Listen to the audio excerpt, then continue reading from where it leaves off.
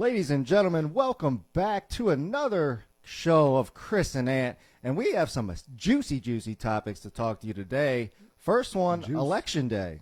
Are you voting or no? You know I'm voting.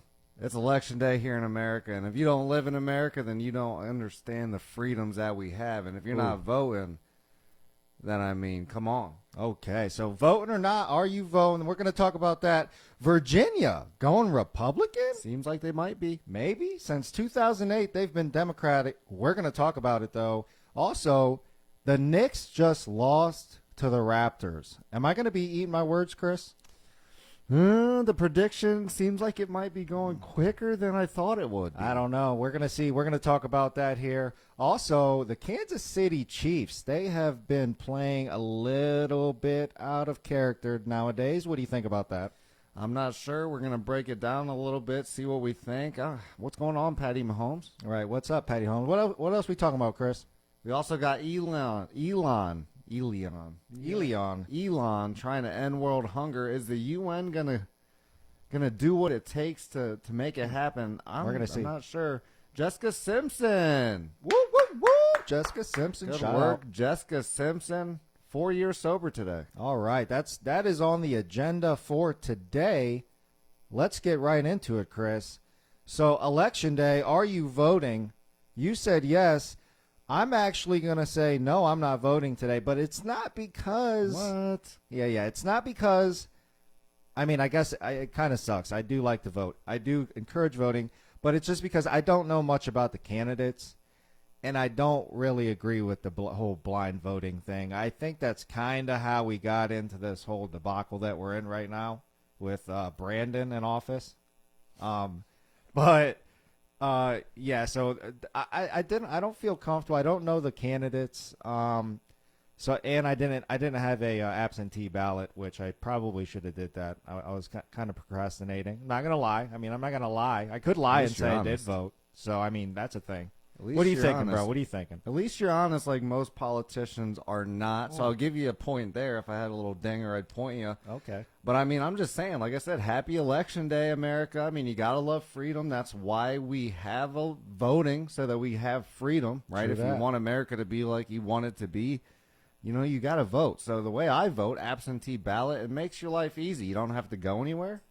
You can stay home. It gives you time to, you know, research the candidates. It gives you time to call the candidates. I mean, me personally, I call the candidates. That's true. I've called multiple governors, multiple mayors, multiple. This year I called, we have a city council running here in Medina, Ohio. That's where we're at, Medina, Ohio. Shout out. We have a city council vote coming up here, and I called the councilman. I messaged them on Facebook. I got their opinions, and I voted for who, you know, I want in my local city council and in my local government. So, you know, I think that this is where most people get it wrong. I think it's more important to vote for your local and your state government than it is to vote for your, you know, your president, your Joe Bidens and things. Because your Joe Bidens and things, they can't get things done in the state if your governors and your state don't want it to happen. You know? That's so we true. still have some that's of a that good point. Separation from the state and the federal government. So, Right. you know, I think people, they'll go vote for the president, but they won't go look at their city council and their local representatives. And I think that's a pretty good point there. I think that's wrong. So, you know, go vote. Yeah, that's a good point. And you know what I wish, though? And I know this is going to be pretty difficult to do, especially right now. I mean, there's a lot of hackers and things out there. But I really wish that I could have just got online at, you know, voting.gov or something and been able to vote from my house, no absentee, like, you know, fill out a form on a website and click, bang, boom, maybe check in with my ID. That would have been sweet. Like, that would have been super awesome. So I hope we get to that very soon. Cybersecurity might be tough on that, that's but we might get there, you know, as technology moves forward. I don't see why we couldn't. And shout out real quick to the city councilman, Russ Fisher, here in Medina, Ohio, who I called. I think it was pretty awesome. He answered. I had a great conversation with him. Turns out he's a Cav Scout just like I am in the Army. We had a lot in common. Our viewpoints lined up, and I gave him my vote. So shout out Russ Fisher and some of them other candidates that I talked to. Hopefully we get you on board here in Medina. Okay, so you did vote for Russ Fisher. That's what you're saying. That's official, yeah. All right, Russ Fisher, shout out. Yeah, that's pretty cool. He's a Cap Scout. Stamp What that. are the odds of that? The universe is insane. Yeah. So next up, Virginia going Republic. What do you think, bro? Virginia going Republican. I mean, I'm not, like you said, I haven't done much. I'm not in Virginia, right? Not my local government, so I haven't done too much research on the candidates. But I will say I do like the idea of Virginia going Republican. Yeah. You know, I mean, I'm an independent thinker, I would say, but I've been leaning more towards the Republicans lately because I just haven't been vibing with the whole Democratic, socialist kind of approach that they've been doing recently. And I think they're getting away from them American values that I love that the Republicans like to protect. So I've been leaning more towards Republicans lately, but, you know, I would have voted for Obama back in, 2008 or whenever it was. Yeah, 2008, I think, is the last time that Virginia, or that's when Virginia turned Democratic, is 2008, Obama era. Yeah, and they haven't been back since? They haven't been back since, I don't think. So that would be pretty wild. And I think that goes to show, you know, the different kind of political divide that we have here in America right now. It kind of makes it seem to me like there's a lot of people standing up and kind of saying, hey, I don't want this socialism anymore in my cities. Well, and they're getting more closer towards that Republican vote. And I hope that's what it is. I'm guessing. I hope that's what it is. I hope I'm right, and I hope it turns Republican simply off the fact that I love America, and I don't think the Democratic Party loves America. Well, I guess not we're going to everybody, see. but- I guess we're going to see because from a Washington Post school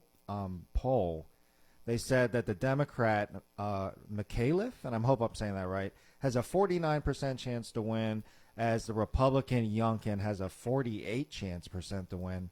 But, I mean, I was also reading some of the different viewpoints from some of the people, and actually they were saying what you were saying.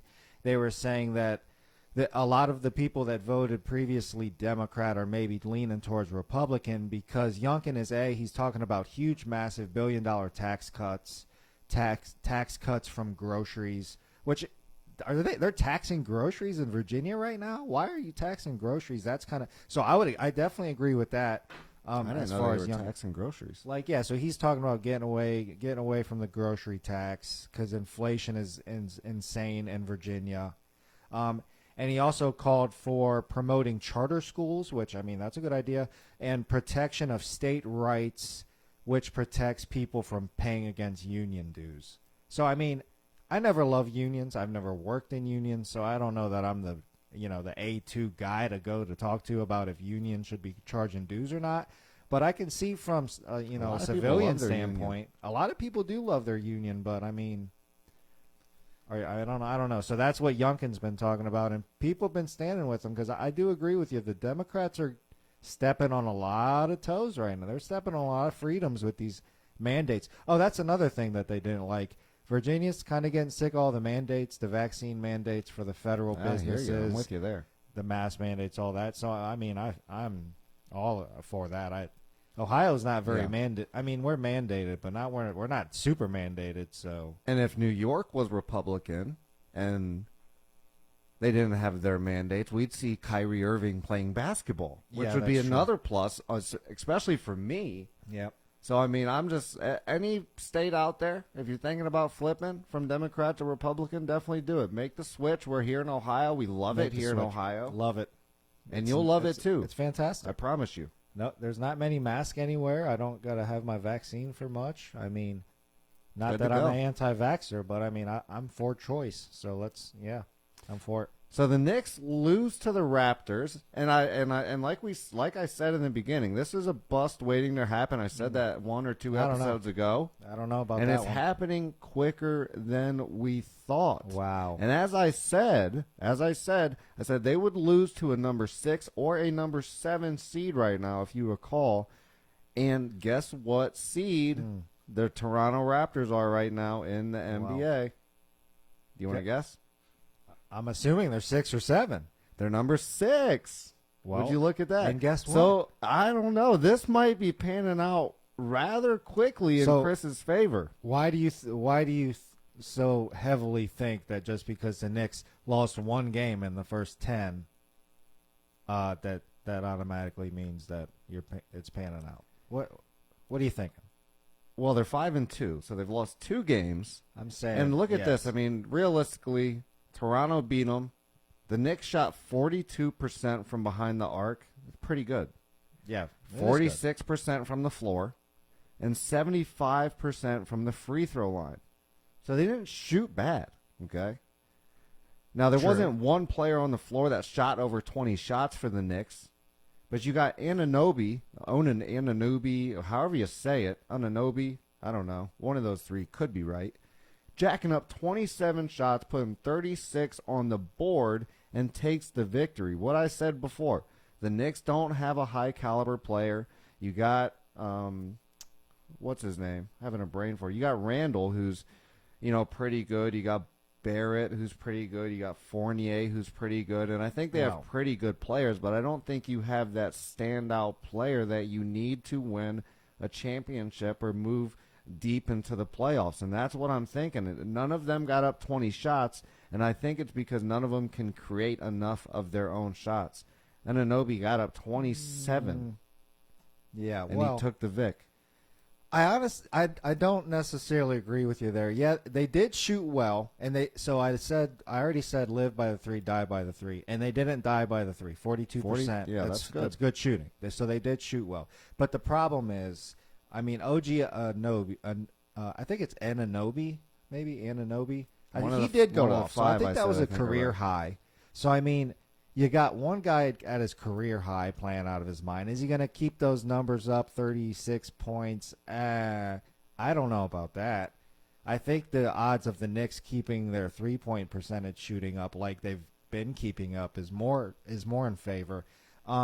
They gave up 13 offensive boards. So, I mean, they gave up massive amounts of points in the paint, which you can get away with the offensive boards. Like, you just got to fix that. You got to box out a little better. You got to notice that, they were scoring the second chance points, and you got to nip that in the butt. Also, the Raptors had, I think, 12 steals. 12 steals? 12? Like, you can nip that in the butt. There's no way that they're going to get the ball stolen from them 12 times every game. I honestly Look at Russ think... Westbrook. Yeah, but I think this was a fluke. They were still shooting hot. R.J. Barrett's a young player. I think he's finally getting into fruition. Julius Randle is playing great. I mean, Evan Fournier is shooting very good. Kemba Walker shooting fantastic. I mean, I think it was just a little hiccup. It might look a little bit in your favor, I guess, because they lost one game to the Raptors. But like I said, it's in the first 10. I'm not sounding the alarm. I think they're still going to pull it out. They have a very deep squad, and I think you're underestimating Julius Randle. Is not saying he's definitely a high caliber player. He's averaging a double-double. I mean, he is not a bum. Yeah, Westbrook averages a double-double, and he never took anybody anywhere either. You have to be again, you got to be on another level, like a Kyrie or a LeBron. We're not saying I'm like not a predicting KD or a Curry. He's I'm not on that level. predicting a championship. That's my point.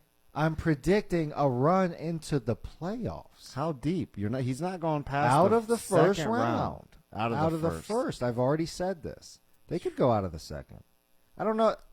Are they enough to win the finals out of their conference? That's going to be tough. This is recording. Yeah, I know.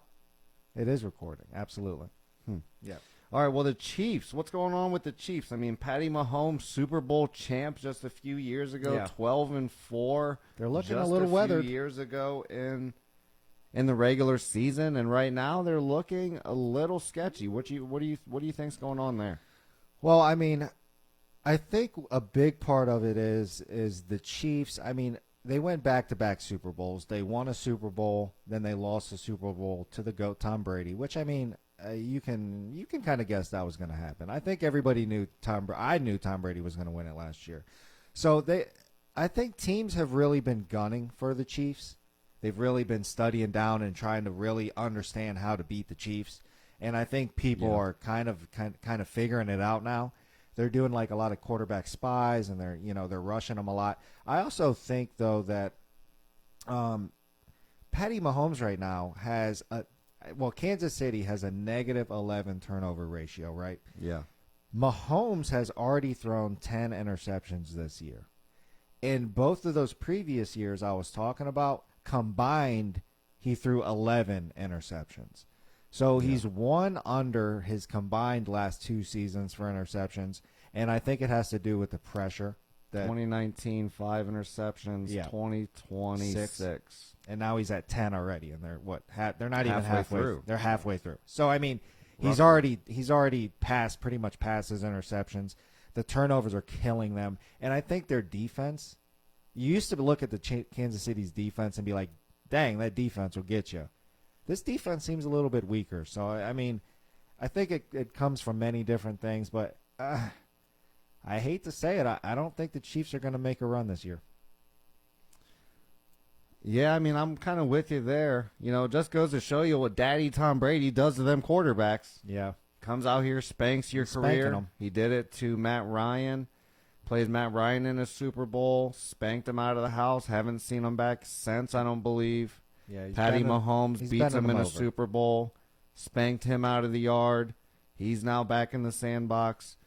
So, I mean, I'm kind of with you right now. Chiefs, third in their division, 4-4. They just had a hard-fought battle against the 2-6 Giants, who are last in their division. Yeah, I mean, who's on the Giants? I don't know. No one. I mean, the Giants. You know, Eli. I appreciate your casting, but the Giants aren't the same Giants as they were when Eli was there. For sure. That's for sure. And like I said, it just goes to show you what Daddy Tom Brady can do.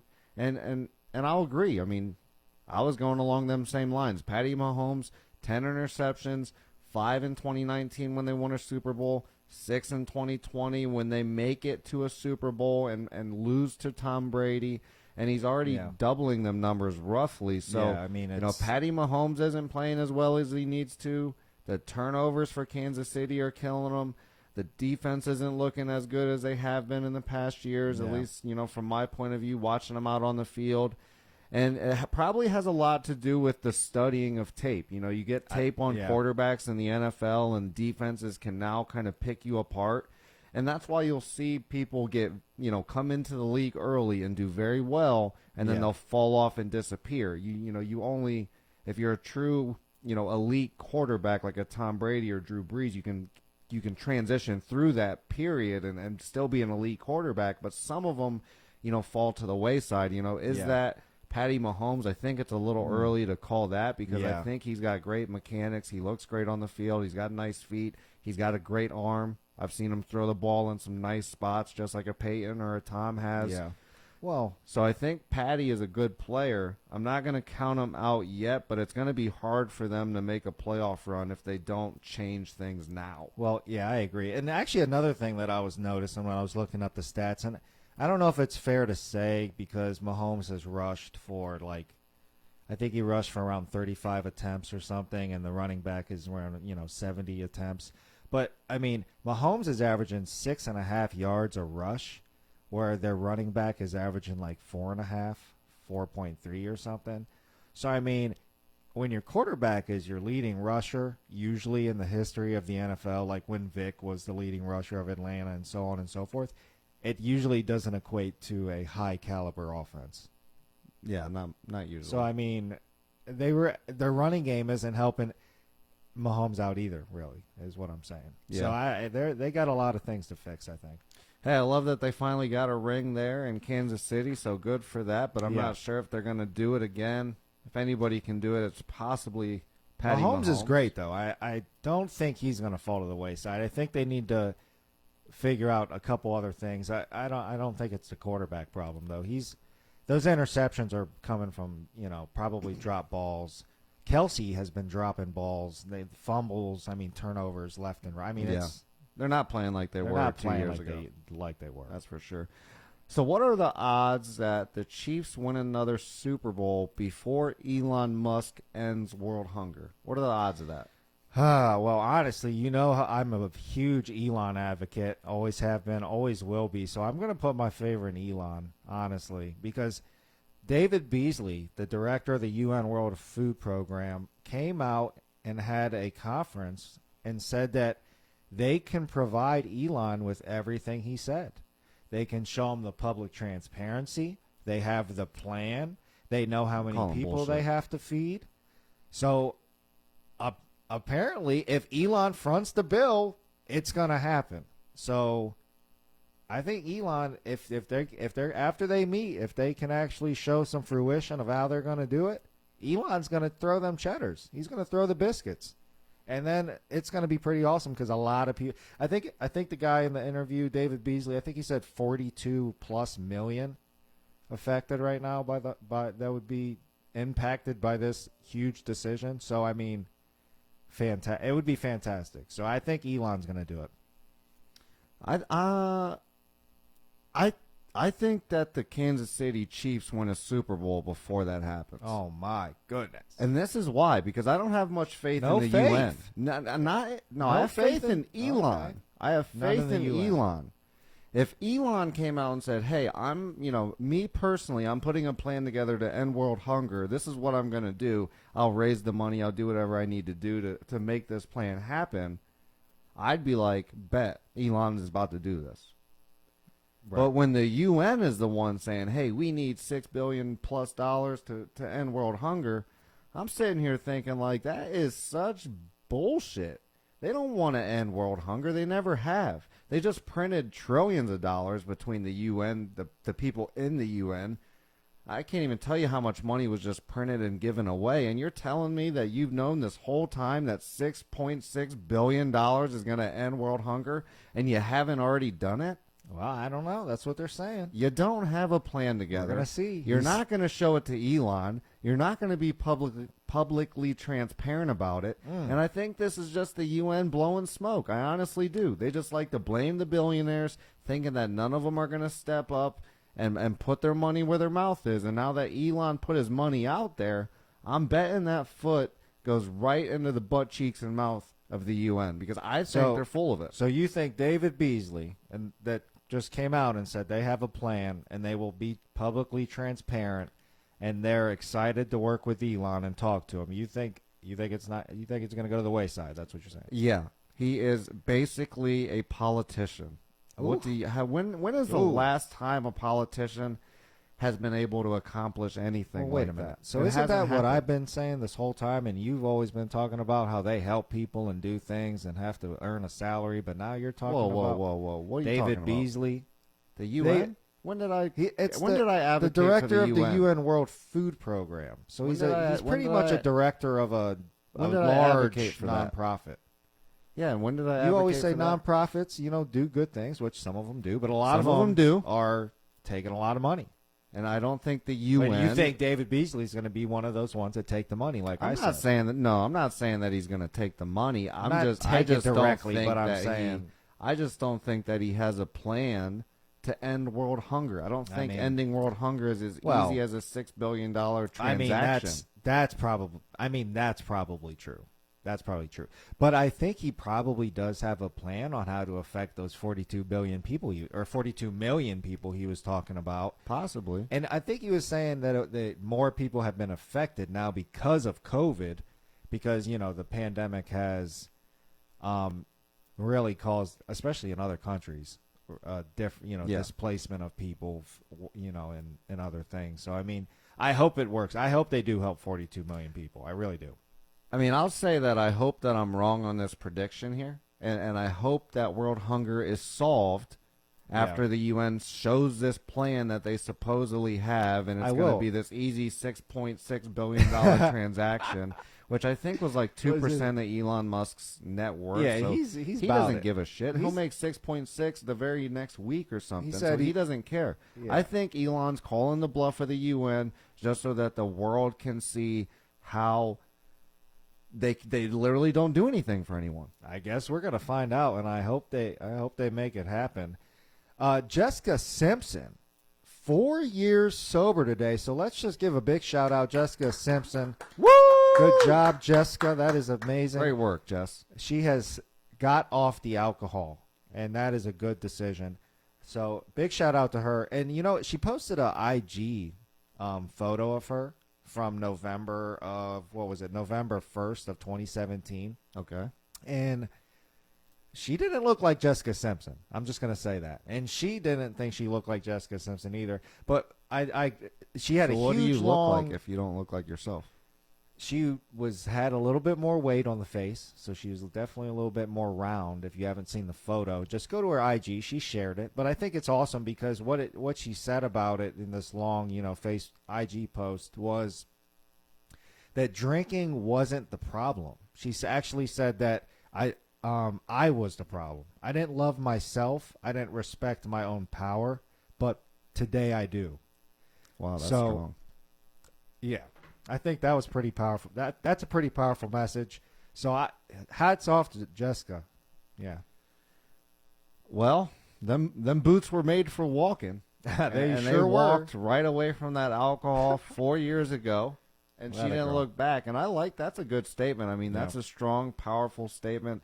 I mean, it's great news. I mean, this is proof that if you're a musician and you're addicted to something like alcohol or, whatever drugs or whatever you're addicted to, that you can definitely beat that stuff. Some people don't. Most of you, actually all of you can if you respect yourself and keep a strong mind to push through that addiction. So, if you need some inspiration, just look at Jessica Simpson and say, if Jessica Simpson can do it, I can do it too. So, I love hearing that she's beat the addiction. There's a lot of people out there that are still fighting that right now. A lot of different addictions too. Yeah. And I'd also say, bringing it back to Election Day, this is America. So if you want to be an addict, go ahead and be an addict, right? Because do whatever the fuck you want to do. All right? If you want to be addicted to something, be addicted to it. Go all in on it. If you don't want to be addicted to it, go all in. Go all in and don't be addicted to it. Yeah. I think that's really what I'm getting from this is do what you want to do here in the great United States of America, and you have the strong, you have the, you have a mind, you have the willpower, if you choose to do so, to do whatever you want to accomplish. And I think that's really what's important with the whole message is do what you want. You can accomplish it if you want to, whether it's small or whether it's large, it's up to you. Yeah, I agree. And well, I wouldn't necessarily agree with the go be addicted all the way thing. But I mean, if that's what you want to do, do you. Freedom of choice, but that's not a good route to take. So, but shout out Jessica Simpson for beating the alcoholism, and that's just an amazing topic. It's just I love seeing people beat hard struggles, and those are hard struggles. We actually have family members affected by that have beat it as well. So I mean, we have definitely seen. And we've had some that haven't. We've had some that haven't. True, that's very true. So we definitely know the effects of it. And sometimes it can be negative, so that's just so awesome that she turned her alcoholism around. Again, good job, Jessica Simpson. Yep, no, I'm with you, Jessica. Great job. I can't, how could you say anything bad about someone beating an addiction and changing their life for the better and pursuing their dreams and goals? So, I think it's great. Like I said, you can accomplish anything that you put your mind to, whether it be beating an addiction or starting a business or, whatever you want to do, you can accomplish it. So I just say, keep your mind right, keep your mind strong, and make it happen. That's right. But that was the last topic of today, Chris. So we are going to get out of here. But before we do, if you like the show, please please comment, please subscribe. We're on podcast.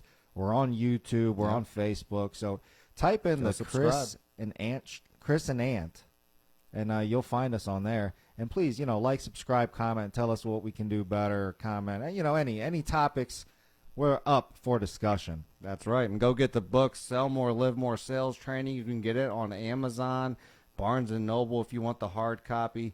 If you want to sell more and live more, well, this book can help you out. So go get the book on Amazon. Thank you for being here at the show, and we'll see you on the next one. Until then, thank you. Later.